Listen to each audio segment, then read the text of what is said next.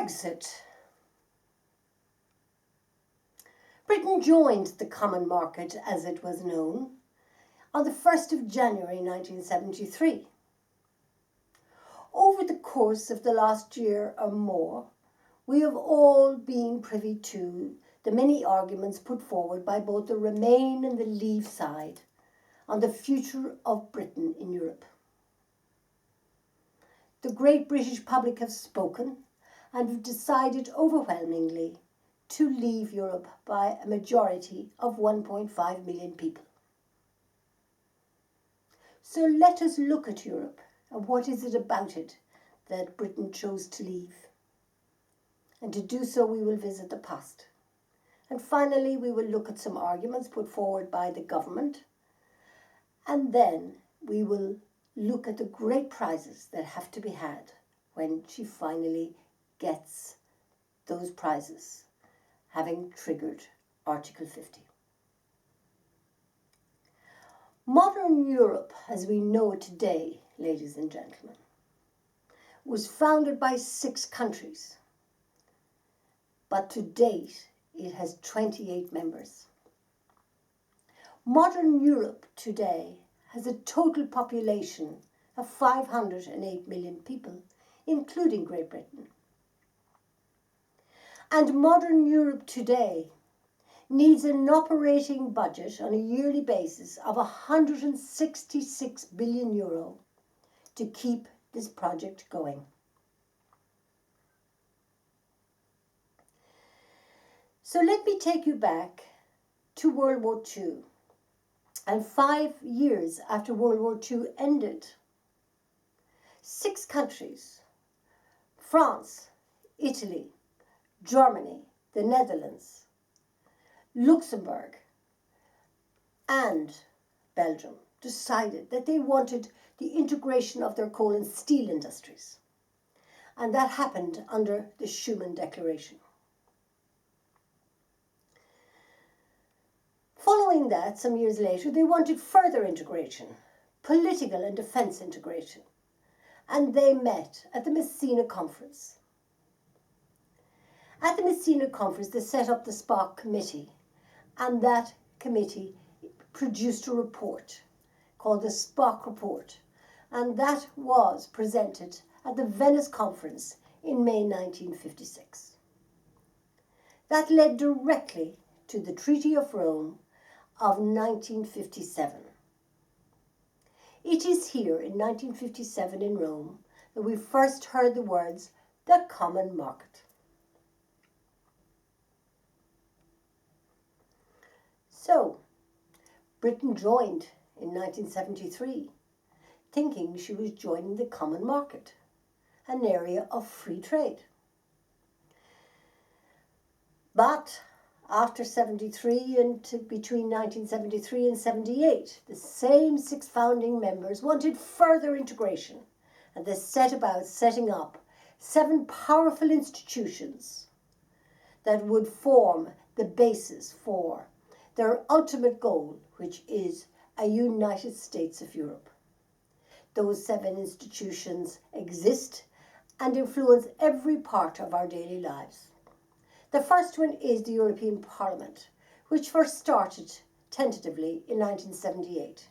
It has 751 members who are elected every 5 years and sit in 3 jurisdictions of Luxembourg, Strasbourg, and Brussels, all 3 founding member countries, on a rotational basis in any one given year, which costs the taxpayer €2 billion.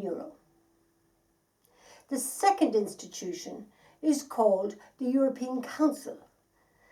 That basically decides the priorities of the EU, both within the EU members and on international crisis events. The third institution is the Council of the European Union. And this is where the heads of states of the member states meet with the President of the European Union, but importantly, the very powerful President of the European Commission. The fourth institution is the European Commission. This is where legislation is sought, decisions are decisively applied, treaties are monitored that they are being kept across all signature nations, and the day-to-day running of the European Union takes place, with a staff of 25,000 in Brussels. The fifth institution is the European Courts of Justice, where EU law is monitored, that is applied evenly across all member states. The sixth institution being the European Central Bank, headquartered in Frankfurt, which decides monetary and economic policy across the Union. And finally, the European Court of Auditors, which states that it will look after the interests of EU taxpayers and oversee the EU budget. So that in itself gives us a tremendous sense of the enormity of what Britain was up against. 6 founding members wanting these powerful institutions to degrade democracy and yet be unaccountable, lacking openness and no transparency. But let's look at some of the powerful arguments used by the British government themselves to stay within this union. And the first one has to be David Cameron's powerful argument that we needed to be part of the European Union in order to continue to influence. But we now know statistically that Britain's influence had diminished considerably.